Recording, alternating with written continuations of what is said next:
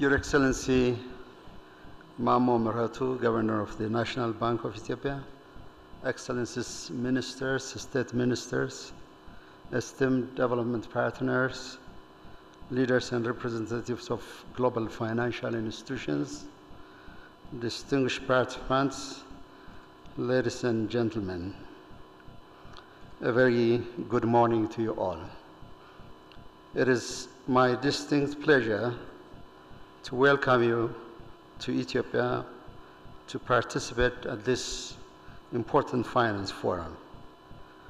This is an impressive gathering, isn't it? It is, I would say,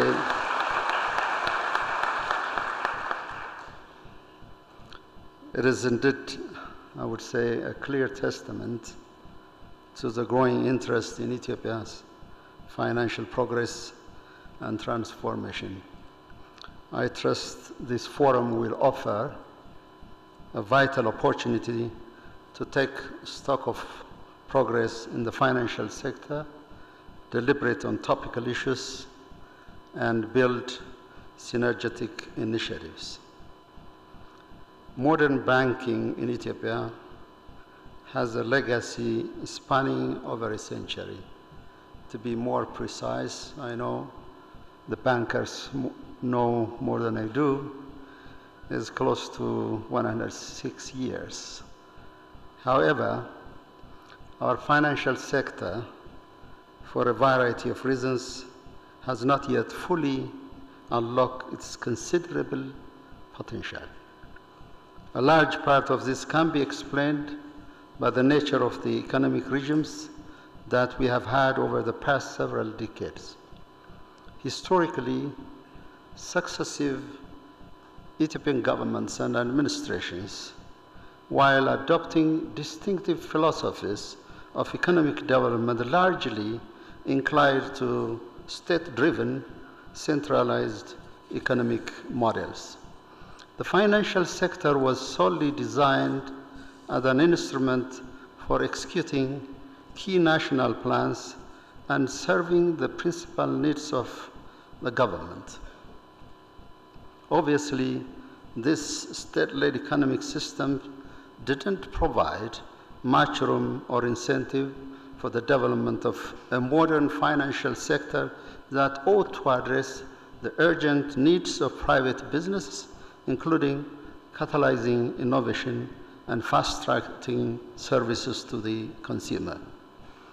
This subsequently put a significant strain on the macroeconomy, forcing the country to depend heavily on large-scale borrowing to fund public investment.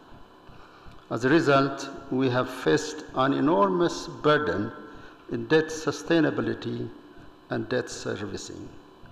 It is out of a recognition of these multifaceted problems that the current government launched a major economic reform program.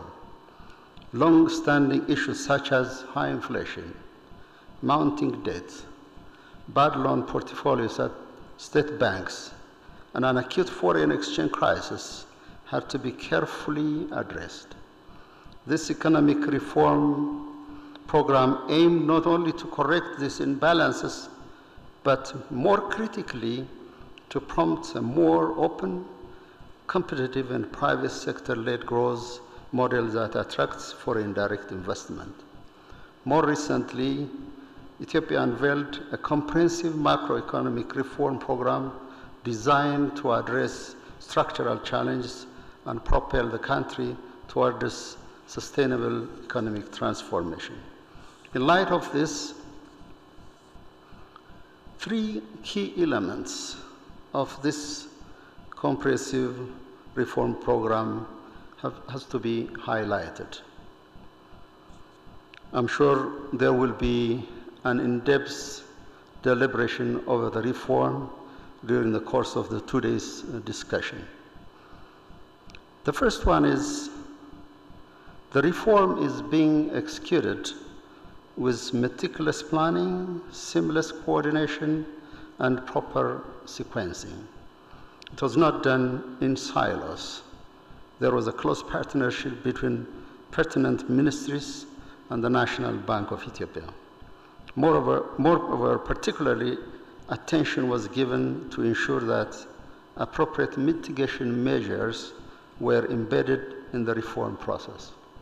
Second, the success of the reform can also be measured by the amount of financial support it garnered from multilateral financial institutions. The support provided by the International Monetary Fund is the largest ever concessional funding in IMF history. The World Bank has also approved one of the largest DOP loans in recent years, providing critical budget support to sustain the reform momentum. The unprecedented financial commitment from the IMF, World Bank, and other institutions is a testimony to Ethiopia's reform trajectory. Third, the fact that the reform have shown encouraging results at an early stage, both on the fiscal and revenue side, is a proof that the reform blueprint is feasible and achievable. I'm sure the governor will offer more detail on this in his presentation, and I guess a fireside talks, which would be more informative. While we celebrate these promising early results and strong foundations, we recognize that the journey towards fully achieving our reform goals is arduous, requiring considerable efforts and discipline, and yet attainable. Excellencies, to sustain the momentum and maximize our success, I would like to highlight 3 key recommendations, each of which I believe can enrich the panel discussion ahead. 1, the financial sector must dramatically expand its size and scope within the economy by pursuing 2 intertwined imperatives. These are to aggressively broaden its client-based and geographic reach while transforming a customer-centered ecosystem by raising service standards. Second, and more importantly, we all have to be the leaders of Ethiopia's digital transformation and position the financial ecosystem at the backbone of the country's progress. It has now become self-evident that digital Ethiopia is becoming a reality in all walks of life, from telecom to shopping to entertainment and much more.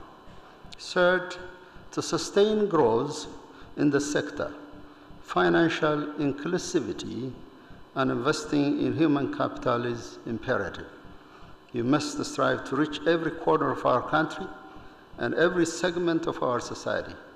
I was very much encouraged to see at the exhibition earlier that there are quite a lot of innovations that are being implemented to reach out to the largest segment of our community and society. Therefore, leaders of the financial institution should launch talent incubators encompassing sector-wide upskilling programs, tap Ethiopian diaspora expertise, and foster innovation labs. Ladies and gentlemen, history will mark Ethiopia's financial reform as one of the country's inflection points.